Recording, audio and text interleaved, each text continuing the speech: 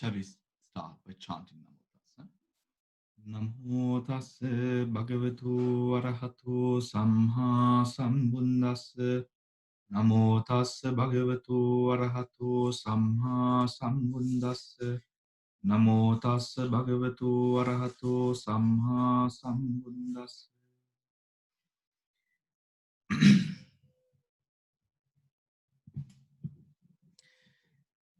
We would be discussing today the sutta which takes us into the Āhāras. Now, the Āhāras is something that we are quite familiar with. We are quite familiar with the concept of Āhāra.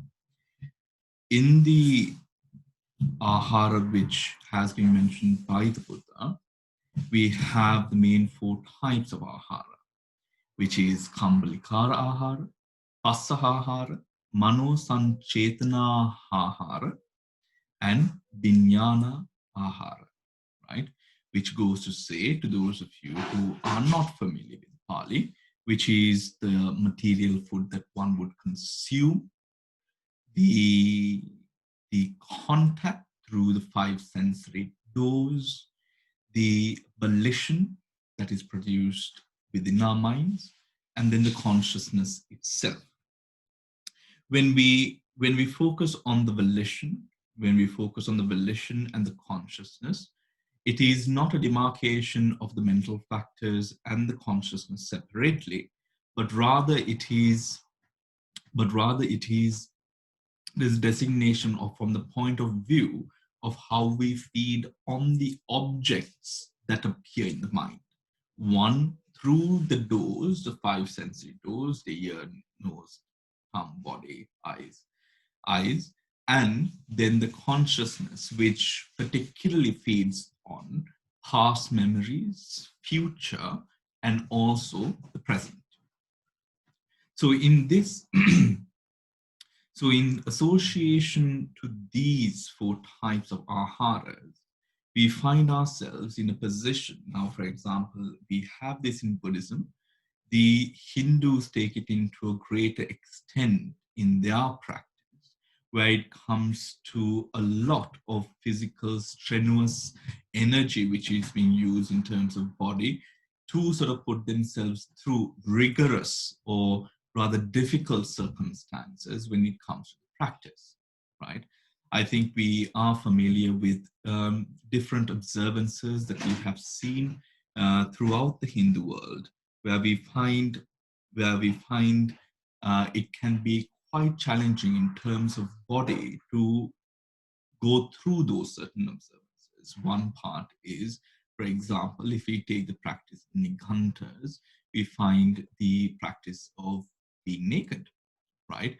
Not wearing clothes, which can be quite challenging in terms of when it comes to dealing with the weather or different sort of the weather that we would sort of come across, right?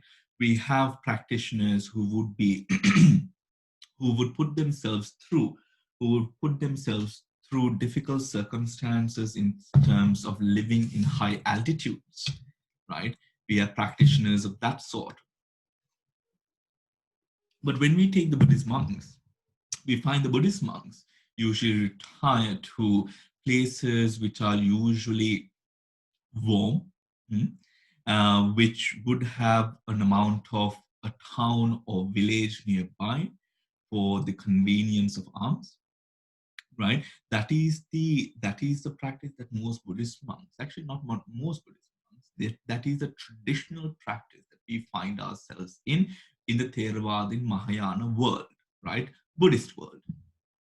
When we take the term Pansala, which is the term that we are all sort of used to, now Pansala is a singular word which comes from the term Pannasala, right? Now Pannasala is a place where usually, according to the Vinaya, how Pannasala would be described is a place where it is easily makeable, right, within a course of a day, right? Within a course of a day. So usually it would be a place, it would be a simple place, usually made out of mud, right? Or some sort of material that could put up a roof.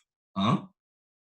Put up a roof. So this could even be sticks, right? Now, towards the suburban regions, or not the suburban, but the sort of remote villages of Thailand and Burma, where there are monasteries, and for example, even in Thailand, I think up to this day we find to the very remote areas, these monasteries would only have sort of, they would have a large, not a large, but a fairly simple building for where the monks would gather for the vassa, for the reciting of the Patimokkha, right? And then they would have their individual sort of, it wouldn't be right to call it a kuti, but dwellings in a way where it would just be a very basic sort of roof, which is usually made out of leaves. You know, we are very familiar with the practice of using coconut leaves, the leaves of the coconut tree, right? So likewise, so that is where the term pannasala, or what it is supposed to mean, right? Or where the word comes from. So this was because initially, I mean, in our practice, we find that we do have a sort of interaction, right? And the Buddha says that there is no way that a monk could survive without this interaction between the laity and the monks, right? Obviously, because the food, right? Obviously, because of the food.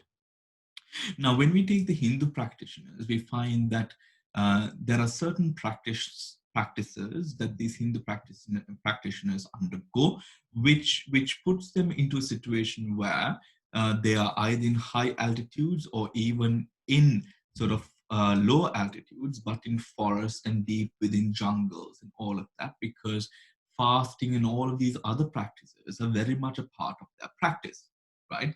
Now, why I keep on bringing in this Hindu attribute is because this ahara, right? There are a couple of things that we could sort of identify with for better understanding with regards to what we are expected to do according to this particular sutta that I have chosen for all of us today, right?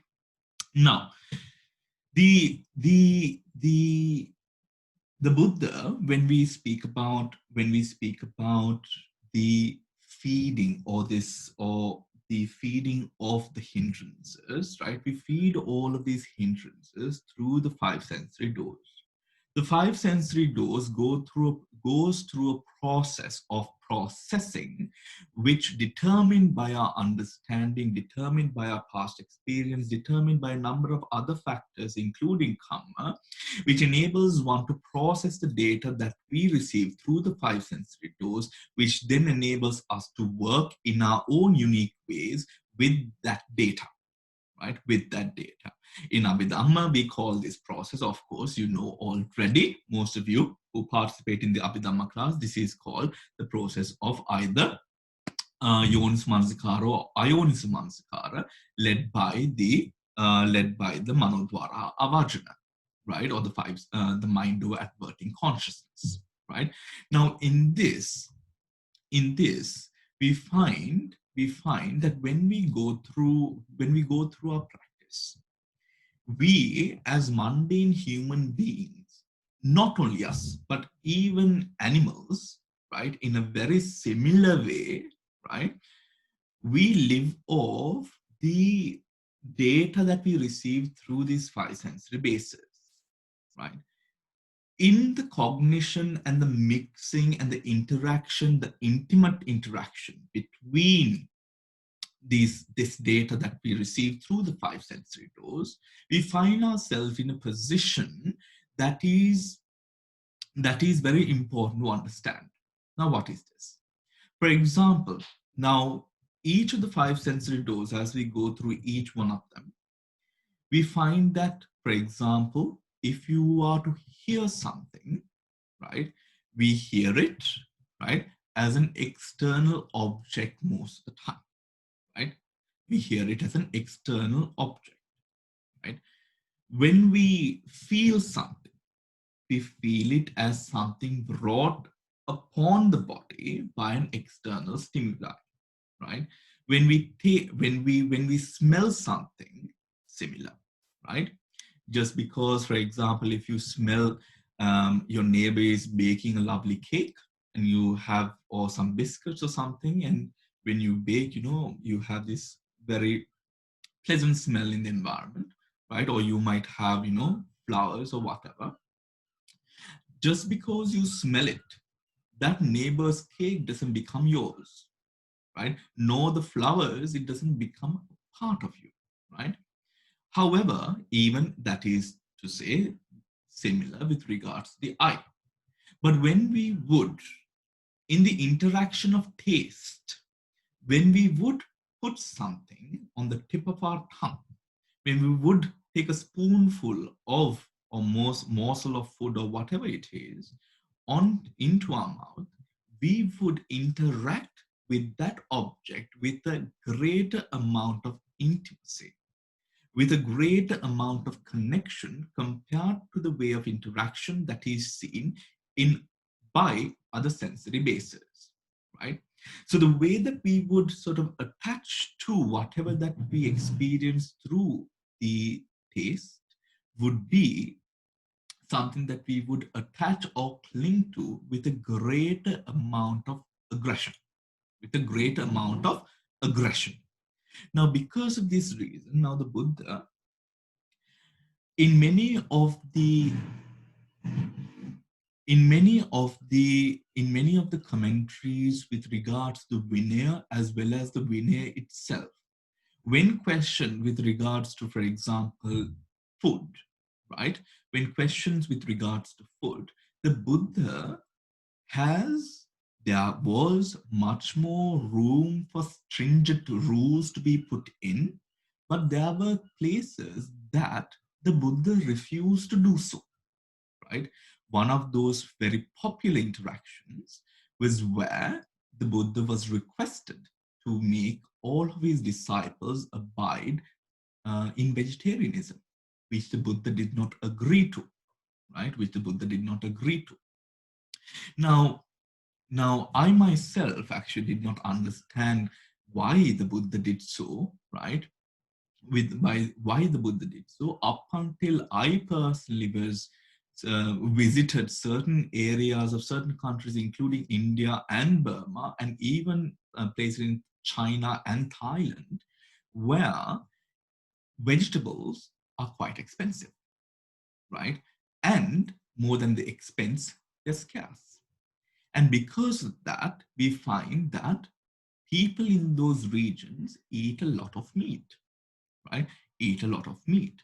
Now, if you are to go to, or if you do at one time visit, a village, a remote area, a temple or almsgiving in one of these countries, remote areas, it is quite contradictory to the practice of dana in Sri Lanka, where in Sri Lanka, for example, or even in certain parts of India, we would find a lot of vegetables, right? Almost so that the whole dal itself is all vegetables or vegetarian.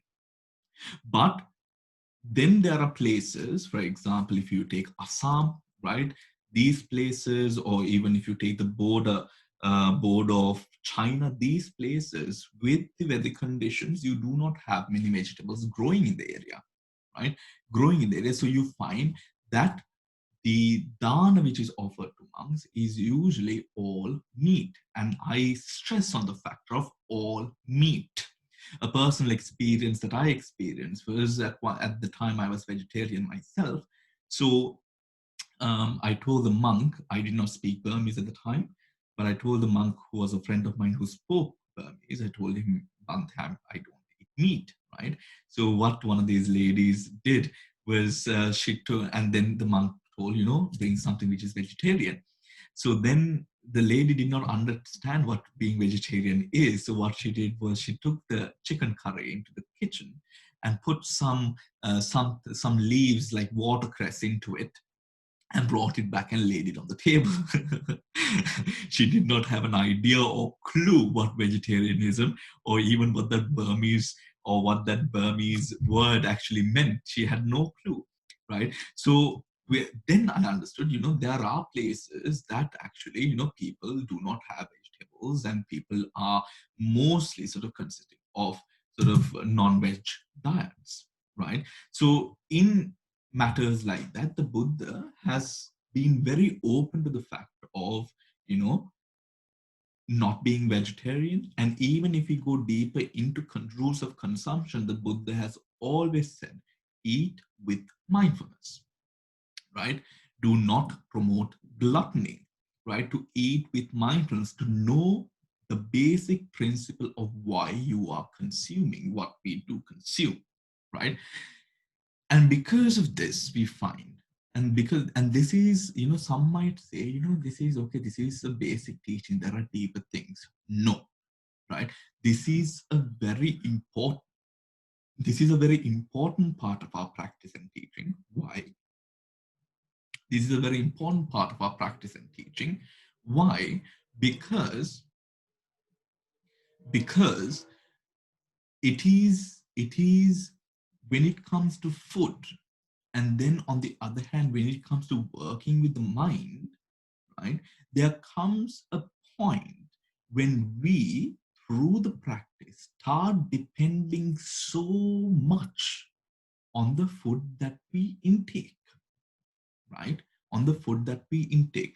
For example, if we are to sort of analyze, if we are to analyze the practice of dana that we have all been a part across the world in most monasteries, right? How important now, as Buddhists, we know, and I have actually read it in many Buddhist forums that I have read across the across websites as well. You know, it says that, you know, in Buddhism, in a Buddhist ceremony, there's always food. There's always a lot of food. And this is quite true. Right? This is quite true. If you go to a large monastery, you find that there is a lot of food, right? And it is a whole time of indulgence, right? And that translates, as we look at most of these ceremonies, right? We find how much of our daily routine is taken up by the consumption of food, right? If I might draw your attention to the practice of Sri Lankan, of course, because I am Sri Lankan and most of you are Sri Lankan, right? Now, as a Buddhist monk, I know, living in a temple, right, or a monastery, in the morning at 6 o'clock, you have the meal, right, which would go on for, depending on the number of devotees, which would go on, which is a ceremony which would go on for about 2 hours, right? 2 hours. Usually morning goes on for about 2 hours if there's a large gathering. And then again, so that would end, so 6, 7, 8, that would end at around 8. And then again, we consume food at 11 o'clock, right? Again, we consume food at 11 o'clock. And also the way that our minds have sort of been, um, the mind has sort of come into how our minds have sort of progressed with this is, for example, as we serve the monks, we all feel like we need to serve the monks, sort of promoting the monks to sort of eat more and more and more until, of course, one fine day, or we find that the monks actually become obese.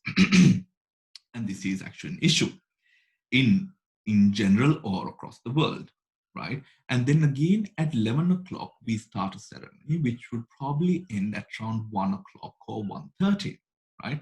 Now that would say, now during this time you're basically, as a monk, you don't actually do much, right? From breakfast to lunch you don't really do much, right? Meaning, because you can't really get involved in a lot of things. Why? Because there is only a small window of time, and you know that there is a ceremony, a lunch ceremony, which is coming up, right? Now, the importance that we have placed to food has increased to such an amount that the practice seems to be suffering, right? And we know within our community of Asians, or within this minority community, right, we know how much of importance we classify Buddhists in terms of practicing Buddhists and those Buddhists who are dana giving Buddhists, right? Right? Why? and most of us belong in the dana giving category as well. Why? Because that is sort of the most important, or rather most glorified part of Buddhism. And because of that, the practice is suffering. The practice really is suffering. If now, in term, why is that, or why has that come to be? Because food is the only indulgence which is allowable in Buddhism, right? Food is the only indulgence which is allowed in Buddhism. I think I joked with you on in one session, and I sort of jokingly sort of in humor I related this to you, but not in any sort of seriousness. Today we are serious, all right. So this this importance that we give to food is because within the teachings, it is the only allowance that we have in terms of any sort of indulgence. There is no other. If we are to take music, no.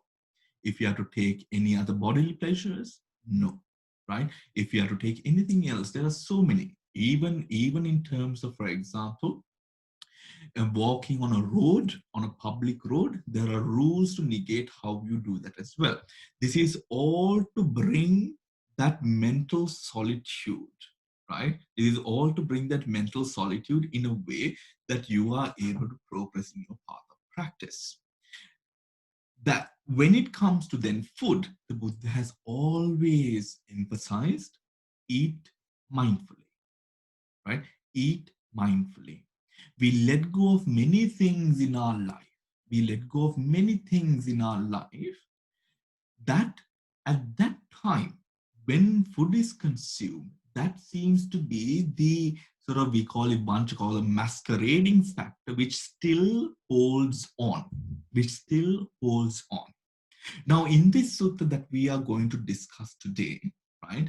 In this sutta that we are going to discuss today, we are talking about how we starve ourselves, how we starve ourselves in a way, starve, not the food, but the hindrances, in a way that we will allow the practice to flourish, right? This is a practice that has long existed in the world. Some of you might think, when if we do not eat enough, right, that we lose energy and we become weak. That is a myth. That is not true, right? If you starve yourself, for example, of sugars and carbs, things like that, you find yourself in 3 to 4 days having more energy than you usually would have. If you would allow yourself to not to lower your portions and quantities of food, right, you will in a week or so experience a heightened amount of energy that you would experience, right? these are things that these are things that have been proven to be true. Now today what we are going to focus is how we enable ourselves to to let go of those attachments that we have to the other haharas, which we usually through masquerading factors cling on to, which would then allow for us to develop on our practice, right? So page number 206, the discourse on food. At Savatthi, bhikkhus, I will teach you regarding what food and what is food and what is not food for the 5 mental hindrances and for the 7 awakening factors, right? The Sapta Bodhanga, right? 1. A. Food for the mental hindrance. And what bhikkhus is food for the arising of the unarisen lustful desire, kama chanda. And what bhikkhus is food for the arising of unarisen lustful desire, kamachanda, and for the growth of abundance of a risen lustful desire. There is bhikkhus, the sign of the beautiful, Subha Nimitta, frequently giving unwise attention to it is food for the arising of unarisen lustful desire and for the growth and abundance of arisen lustful desire.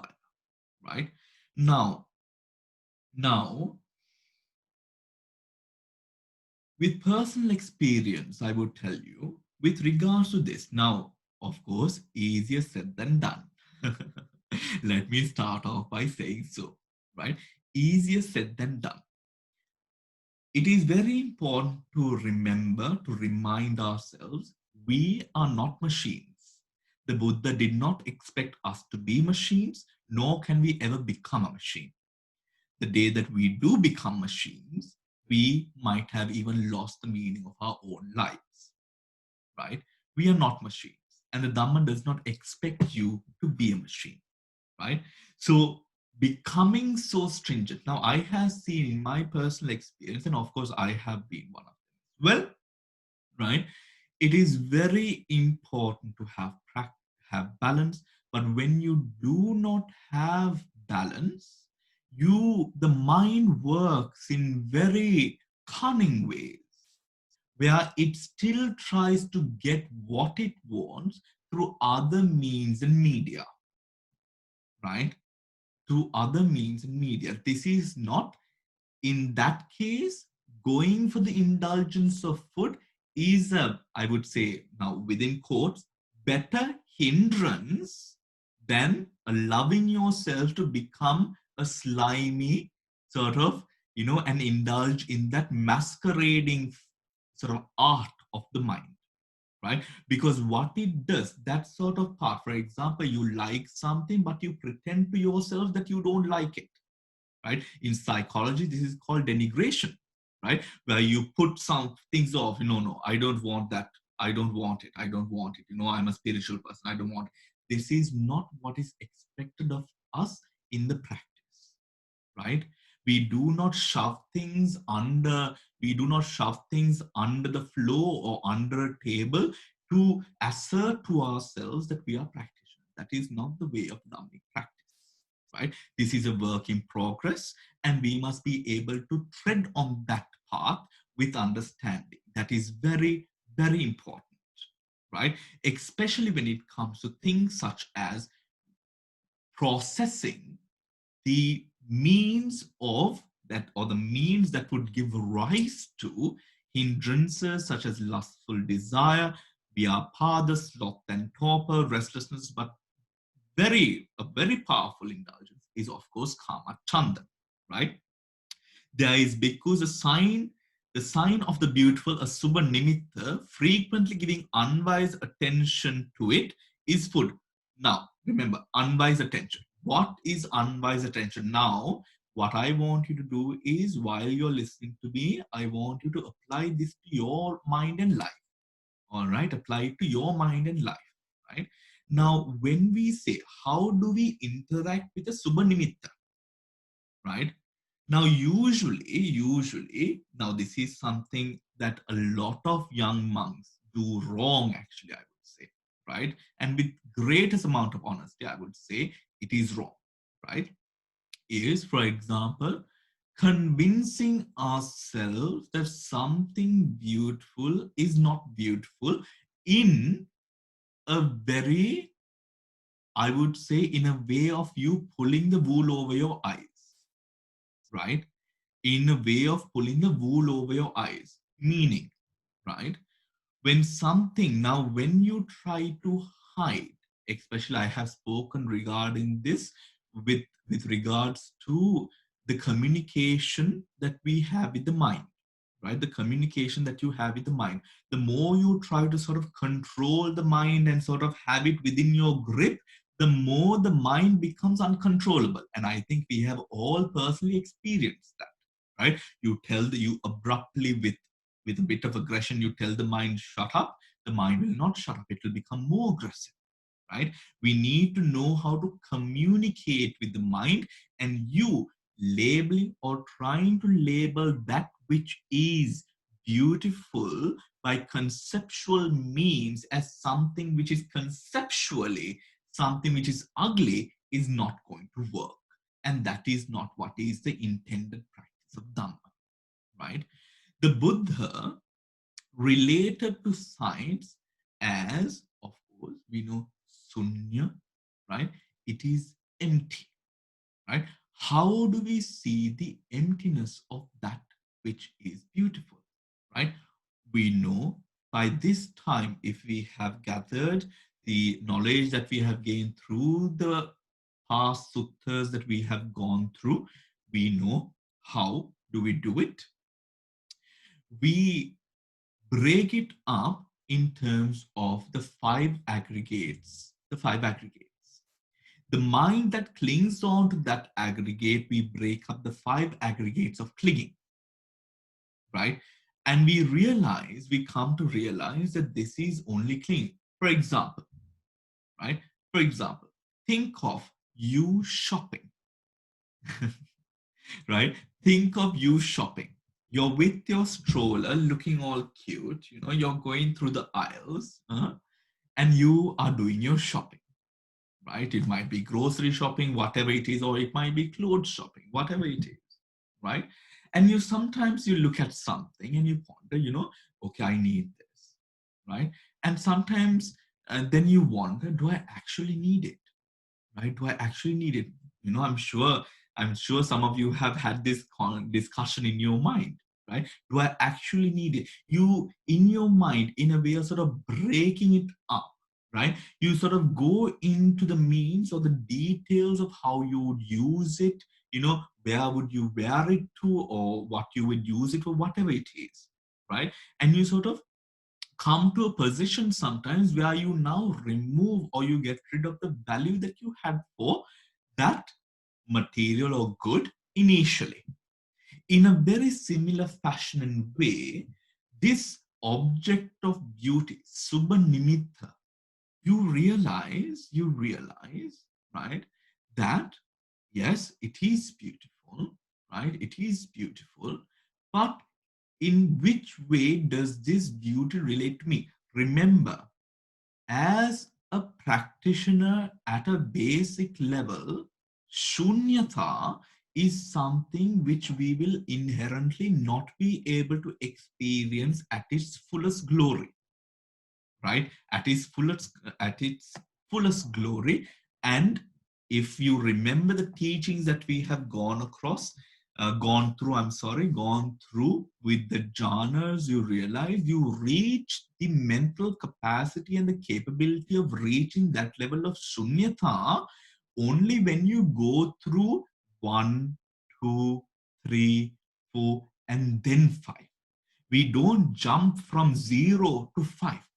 Why is that? Because we go through a process of allowing, of making our mind compatible, right? Compatible, or developing our mind to that state where we would be actually able to see the equanimity through a practitioner's experiential eye, not through theory, right? Not through theory. For that, the mind needs to be developed. A mistake that I find that, of course, me, myself, and I, as well as many other people, would sort of have trouble with is trying to interpret shunyata in a way, or try to see shunyata in a way that the arahant, or a person who has attained, would see shunyata. That does not work, right? So we must adopt our ways in a way that it will progressively help us to get to that pattern of thinking, but starts off in a way that we can practice at the moment with the capacities and the capabilities that we have right now, right? How is that? That is through the breaking up of the importance that you first gave to the object. Breaking up of the importance that you gave to the object. Something is beautiful, good. break the energy that goes further than that. Knowing, yes, something is beautiful. So what else? What else am I supposed to do with it? Right? For example, a flower is blooming in your garden, right? A flower is blooming in your garden. You need a bit of discipline to not cut the flower off and bring it into the house, maybe, right? Because it will bloom fast, it will die fast, right? In that kind of a way, this unbiased attention that we give to these objects, we cut off, right? Then we realize, in with the motivations that we have to the noble path of practice, we realize we have a state of mind which operates in a stature that is higher than our usual mind of cognition. In a stature that is higher than our usual mind of cognition. Remember that, right? How does that happen? Now, anario, remember anario, not noble, realizing that clinging on to something or clinging on to something because of its beauty is something which is not noble, right? Which is something that is not noble. That comes or that can be used if one has dedication towards the teacher, the Buddha, and the path of practice, right? And the path of practice. If the teacher and the Dhamma is not present, what happens is Anaryo becomes a rather egoistic contemplation, right? Egoistic contemplation, which can then become a hindrance. I wonder if you can understand how it can become an egoistic contemplation. Why? Because the base of our cognition at that moment is not to do with your enlightenment, rather, it is to do with an ego centralized base, right? Anaryo, I am too good for this, right? I must be more noble, right? Now, that is not a Dhammic contemplation, right? That is not a Dhammic contemplation. For Anaryo to work, one must have some sort of fortitude in Dhamma, some sort of fortitude with the practice, and of course, the teacher who has delivered these teachings to us, right? Anaryo, right? In that way, then we progress into something. Hino, it is weak to cling on to things that fade. This weakness, again, it must not be done centralized on ego, it must be done centralized on the path of practice, the Buddha and the teachings. Why? Because if one is to contemplate on weakness of self in a way that it is not connected to the teachings, that could lead to an inferiority complex that one would have towards oneself. That is not somewhere that we want to go into as well, right? We want to support the mind, strengthen the mind, but not in ways that the mundane world has taught us, but in ways that is sustainable, in ways that we would connect more with the path of practice, which in return would give us the energy that we require to tread on the path of Dhamma, right? To tread on the path of Dhamma. In that way, when we go through, and what bhikkhus is food for the arising of unarisen ill will, and for the growth and abundance of arisen ill will. There is bhikkhus the sign of repulsion, patiga, right? The sign of repulsion, now patiga. In the same way that I have explained the last, right? Patiga, frequently giving unbiased attention to it is food for unarisen ill will and for the growth and abundance of arisen in ill will, right? Now, talking about an object again in terms of unbiased attention, ayoniso manasikara, right? When one allows oneself to unwisely judge this object which would or could give rise to ill will, right? Which could give rise to ill will, it becomes something that supports it. Now, when we look at ill will, when we look at ill will, I would, I can relate to this. I hope you can as well, and I'm sure you could. Sometimes certain conversations that we feel that we must have, or certain confrontations that we want to conduct with regards to people who have done us wrong, to situations that have not been so pleasant for us or our reputation or whatever it is that we choose to make object at this moment, right? there is there is this issue that comes from unwisely dealing with such an emotion, right? For example, something that I have experienced personally in a spiritual environment is no one tells anything to your face, right? No one tells anything to your face, but they speak about it behind you, thinking that you are doing something which is kind, right? Now, of course, we are all adults. We know how the latter could be even more damaging than saying something to a person's face, especially if you're living in a large monastery with thousand odd monks, right? For example, right? It could be more damaging to speak of it with other Kalyana Mitras, as you would say, right? Regarding an issue rather than speaking it out with the bhikkhu himself. If we take, for example, the way that in the time of the Buddha, certain issues of that sort have been dealt with, the monks or laity would be confronted in most occasions head on, but not in a way of bridging an allegation, but in a way of finding reason, right? In a way of finding reason.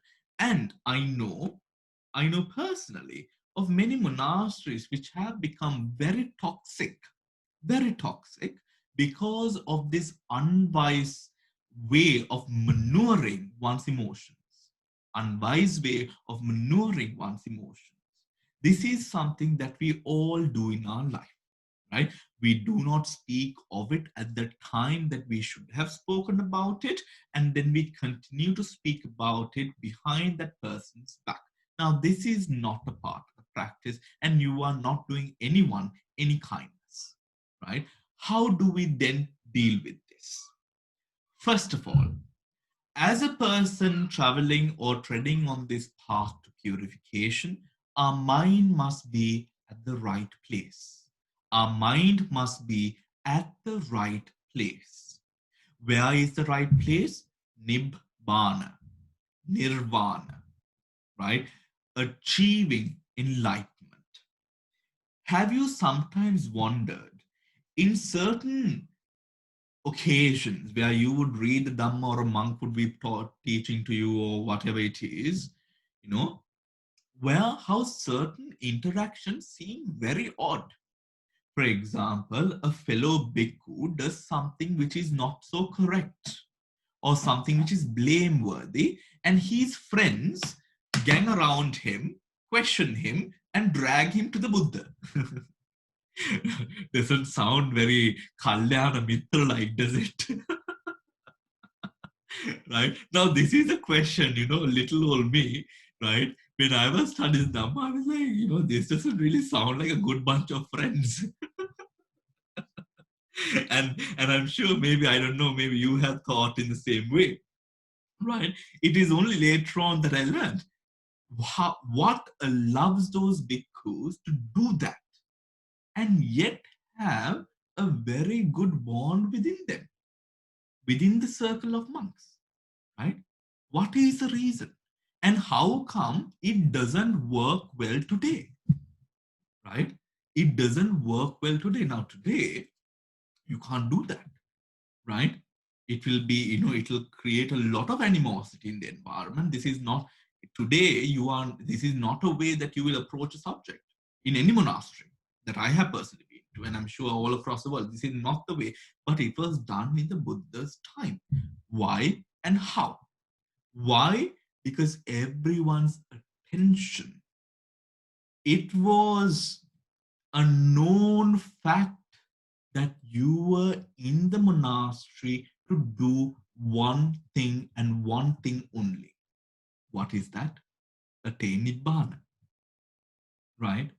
And it is in light of everyone being on that understanding which allowed monks to confront and then drag him to the Buddha, right? That is the reason that allowed, even after that, the Buddha might have not reprimand, but rather corrected him or advised him or issued another Vinaya rule for him or whatever it is, but then they go back to their normal lifestyle and they're all brotherhood again, right? They're all brotherhood again.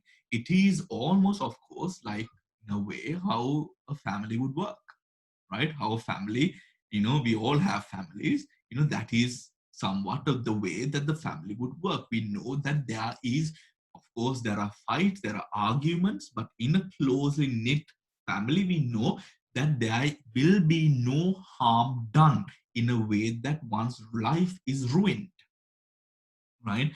It is when that understanding is dissolved, then it becomes an issue. Then it becomes an issue, right? That is the reason why, as practitioners, it is very important for us to have proper motivations behind our actions, proper motivations in our life, not just our actions. Take it one step in our life. That is very important in terms of how we realize and understand. Remember, the Buddha has taught us about heaven and hell. The Buddha has taught us about the Patisandhi consciousnesses. The Buddha has taught us about different things, right? Different things with regards to what happens after one's demise, after death. I personally have no doubt with regards to any of these things. There was actually a monk. He was quite developed, but he was a bit unstable. But he was a very ardent practitioner, right? He was a Chinese monk. And this monk, he was specifically developing jhanas. And through jhanas, he selected with his teacher to go into abhinya, right? Miraculous powers. Through the abhinyana practice, the first state that he reached was he started seeing his past births, right? With that, later on, that went on well. And then he started seeing, he started reverting putting his attention down to the development of the divine eye, Dibba Chakku. Now, then what happened was, because he was unable to um, filter filter filter what he was seeing with his Dibba Chakku. He started seeing various amounts of things. Now, that is why, especially with regards to abhinyana, you have to have a very strong mind and a strong teacher, right? And a strong teacher. It can very easily go south, right? Because if the teacher must be able to look at you and tell you, no, don't do it, right? He must be able to look at you and tell you, you do not have a stable mind at the moment. Now, stable mind does not mean that you have some sort of other stuff going on, that something is wrong. It reflects on the stability, the equanimity that you can sort of exude during these times of practice. What happened to this monk? He started seeing divine beings. He started seeing creatures. He started seeing holes in the ground which he could penetrate into hell, right? And he was unable to bear it, right? He was unable to bear it. At the end, he had to be put off meditation completely. He was forbidden to meditate, right? He was forbidden to meditate. And at one fine day, he had an outburst, right? He had such an outburst that he sort of jumped at the teacher one day in when we were all gathered for something, right? And he had to be taken to hospital, right? Now, that put aside, like him, there were other bhikkhus who could also see into this. These, I have no doubt in my mind, we had to realize that this life that we live is a short span, as tiny as the tiniest of ants compared to the great world around you, or the great world that you have experienced or would experience in the future. With that regard, we understand that these things, especially with regard to present moment hindrance, confrontation, and conflict, that there is a thousand other ways to deal with it. A thousand other ways. You can prove this to yourself by reminiscing about your past to a time that you were really stuck. Didn't you find your way out of it? You did. That is why we are here, right? You did fine. But at the time you thought you are absolutely stuck, you did not know where to go, you were absolutely cuffed and shackled, you thought in your mind. But you found your way out. Likewise, there are so many ways that one would deal with it. But in dealing with it, the first step is understanding, realizing what it is that we are going through emotionally, not shoving it under a table or under leaves or underground, but approaching it head on with that mental fierceness, right? And that is something that we do. Now, particular repulsiveness, right? The patika nimitta, right? A sign of repulsiveness, right? In dealing with that, again, what is more important? The attainment of Nibbana, the attainment of the practice. In that light, we must bring to our mind that everything else is trivial. Everything else other than Nibbana, the attainment of enlightenment, becomes trivial. That is a contemplation, that is the development of mind that we have to strive towards, right? In our daily practice, use every cause in your life at the present moment which gives rise to difficulty, which gives rise to any sort of vyapada, to help you understand and re-impinge and reinstate the fact that everything else is trivial when it comes to the attainment of Nibbana. Realizing the fact that you have been born and you have died from many births, uncountable amounts of births, which has given rise to the unique personality that you have, and you will also continue to do so with regards to whatever it is that you experience. I have noticed that in the commercial motivation leadership and motivation industry, now they start using death to help people deal with the fear of risk, right? If we are in a nutshell, if we are all going to die one day, why not take? What else is stopping you from taking the risk, right? They have started using the contemplation of death in that sort of a way to promote young entrepreneurs to use death as a way to sort of say, that I have nothing to lose, right? Go forward. I have nothing to lose. Go forward. Moving on. And what bhikkhus is the food for the arising of unarisen sloth and torpor, thina middha, and for the growth and abundance of sloth and torpor?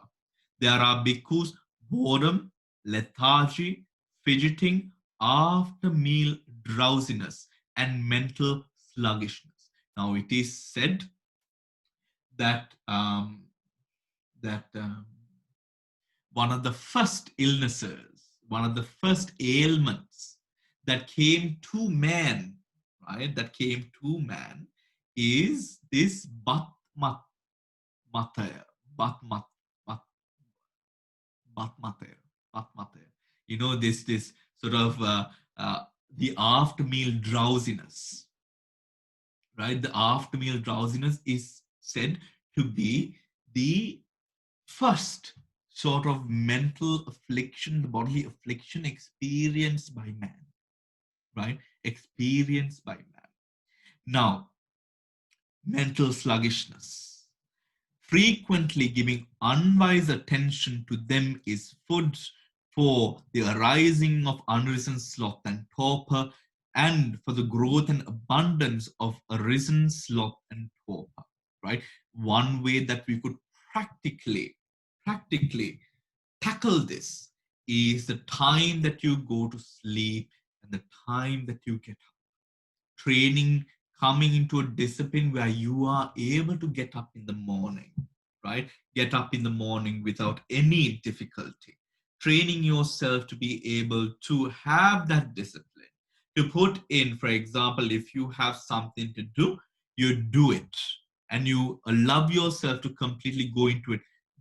Those are the little ways that you train yourself, the little things that you could do to train yourself in order to better yourself with regards to that sort of mental hindrance coming up, to avoid that sort of mental hindrance coming up. Then, and what bhikkhus is the food for the arising of unarisen restlessness and worry, uddacha and kukucha, and for the growth and abundance of arisen restlessness and worry. There is bhikkhus a lack of mental calm. Frequently giving unwise attention to them is food for the arising of unarisen restless and worry, and for the growth and abundance of arisen restless and worry. Now, in this regard, when it comes to all the different canisters like thoughts that that that creates so much of sound and noise in our mind, right? So much of noise in our mind. It is the important thing. Do not be dramatic with these thoughts. Take a breather. Take a breather. Take a deep breath in. Relax, right? Relax and look at it objectively. The amount of attention that we give when our minds are used to unwise ayonso mansikar, unwise attention, we give so much of power to the negative thoughts that arise in our mind and waste so much of our physical and mental energy on pondering over everything that has gone wrong rather than finding a solution. Get used to solution based, right? What is a solution, right? What is a solution? There is no good energy that can come out of looking at something in a negative way, looking at something in a negative way that will only bring about more negative emotions. But a solution based approach will allow you to now set it aside and move on to actually doing something which you actually can. For example, the next time that you feel like you should shout, think about the consequences of that shouting, right?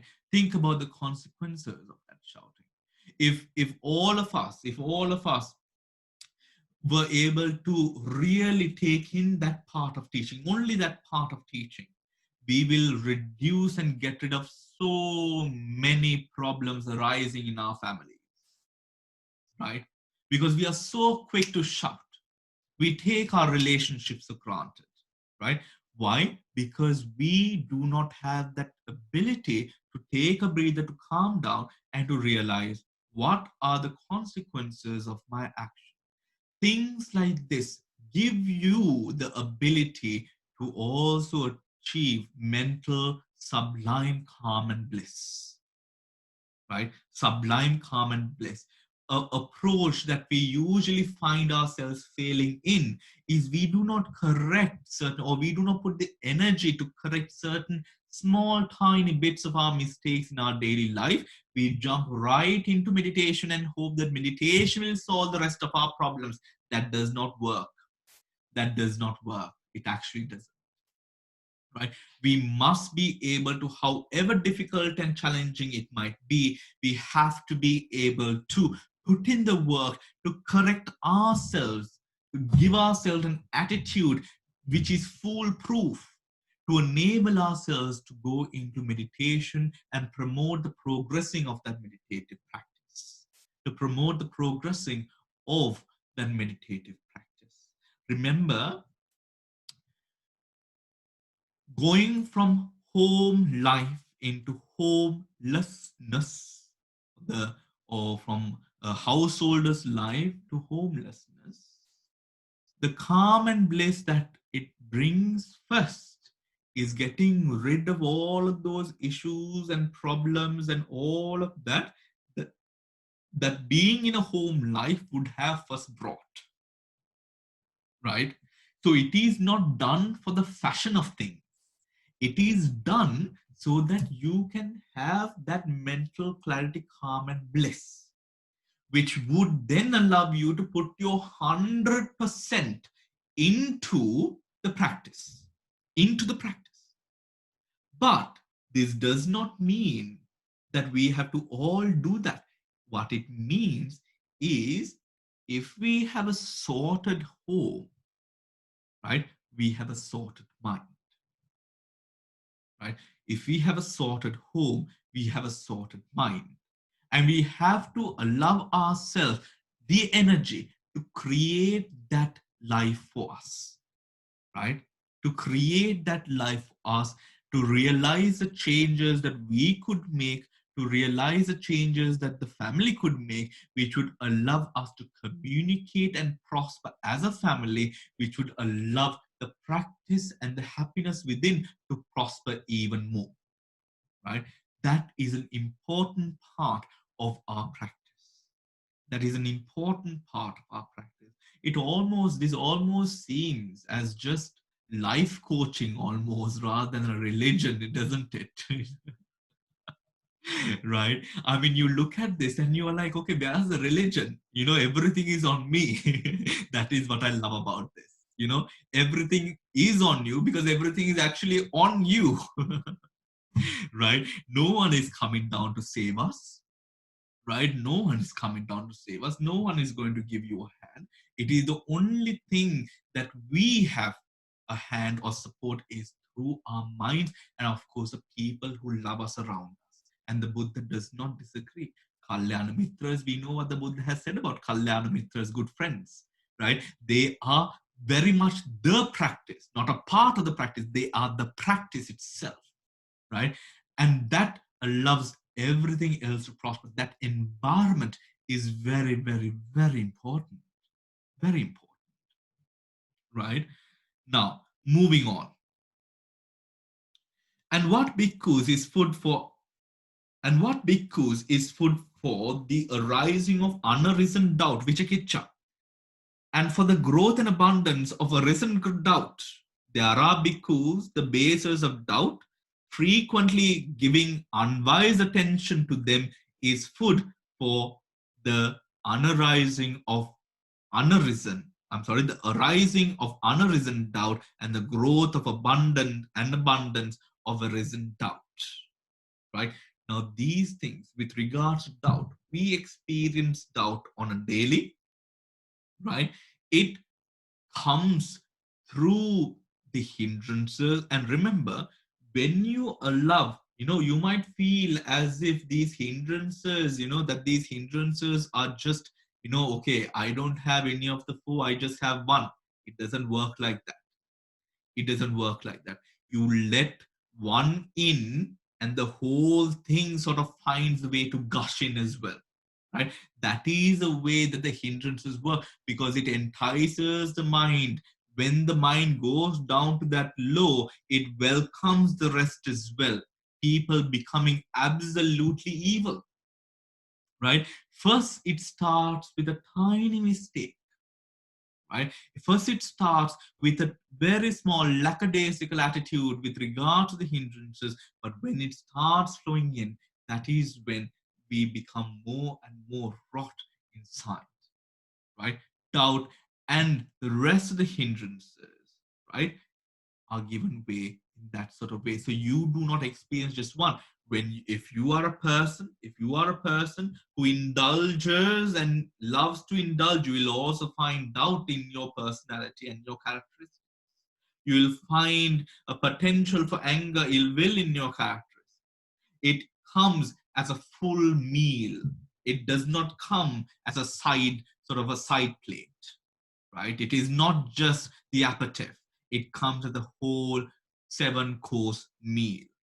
B, food for the awakening factors. Food for the awakening factors. Now, and what bhikkhus is food for the arising of unarisen awakening factors of mindfulness, sati sambodhanga, and for the growth and abundance of the arisen awakening factors of mindfulness. There are bhikkhus, the basis of awakening factors of mindfulness, sati sambodhangataniya dhamma. Frequently giving wise attention to them. This is food for the arising of unarisen awakening factors of mindfulness and the growth and abundance of arisen awakening factors of mindfulness. And what bhikkhus is a food for arising of the unarisen awakening factors of Dhamma discernment, Dhamma Vichaya Sambodhanga, right? Dhamma Vichaya Sambodhanga, right?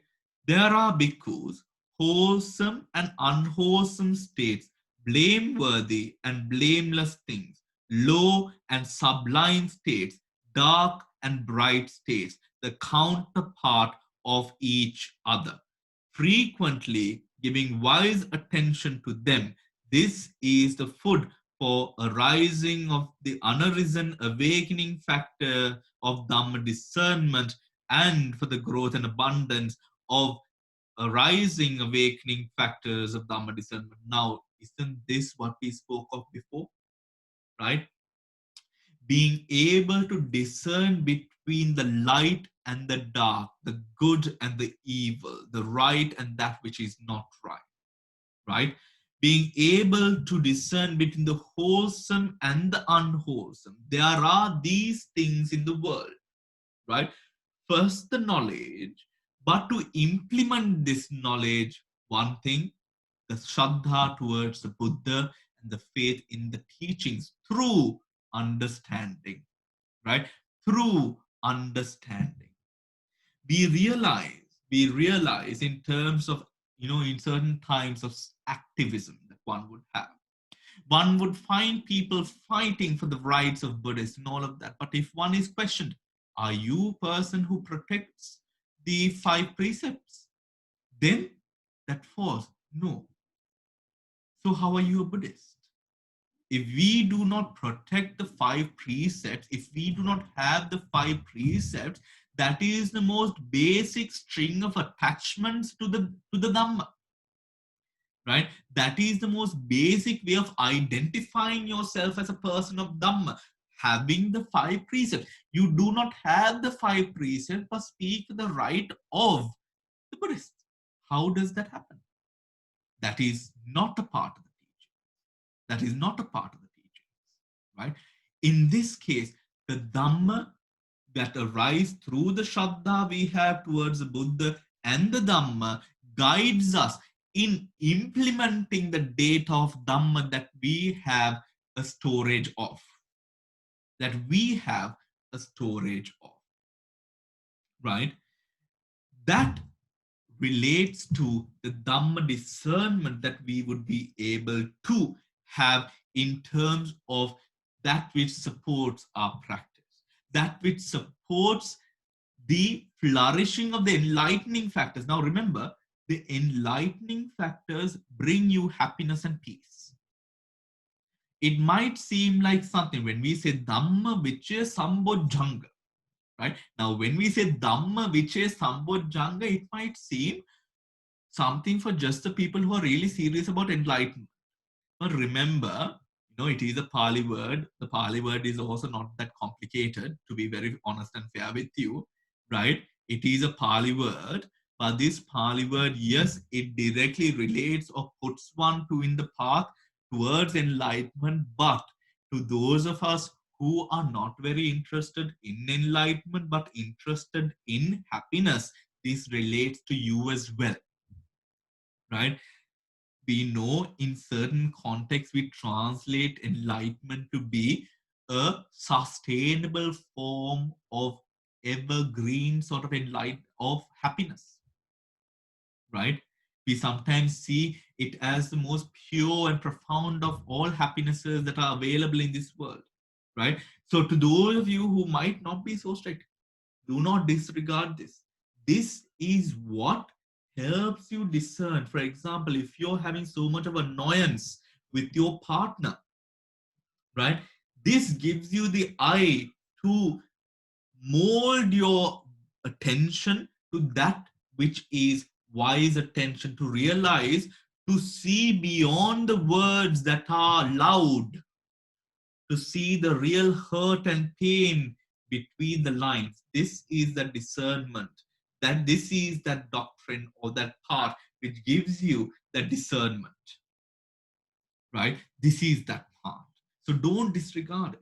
The Dhamma is important to us in so many ways, and it gives us so much of mental clarity and a sense of peace, knowing that things do pass, that things are not forever, that things do pass, even with the slightest of pains or the greatest of pains, knowing that it passes, that it will not be forever, gives us such amount of mental solace.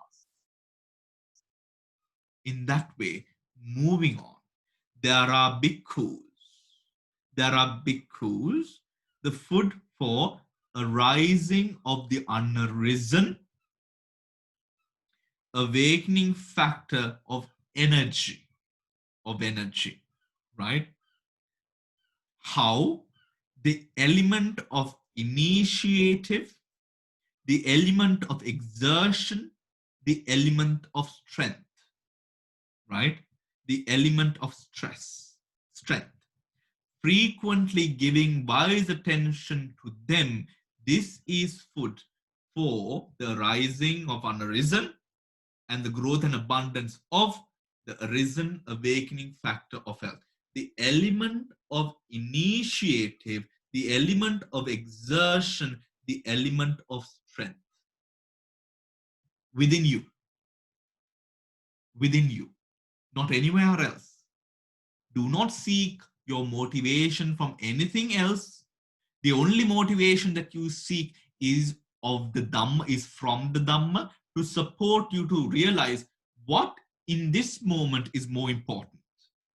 What in this moment is more important? What is it that I could do to promote my mental clarity, to promote my mental well-being, to promote my happiness, to promote the progressing of my path towards Nibbana? The element of initiative, exertion, and strength in yourself. In yourself. We are going to stop there for today. Right? We are going to stop there for today. So, we will continue next week. Right? We will continue next week. And did I have anything to tell you? Nothing. So, do we have any questions by any chance?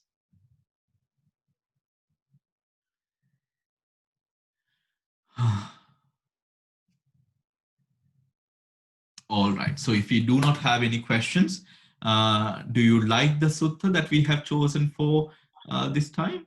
The Āhāra Sutta? Yeah. Can I have this if it's okay? All right. Okay. Okay.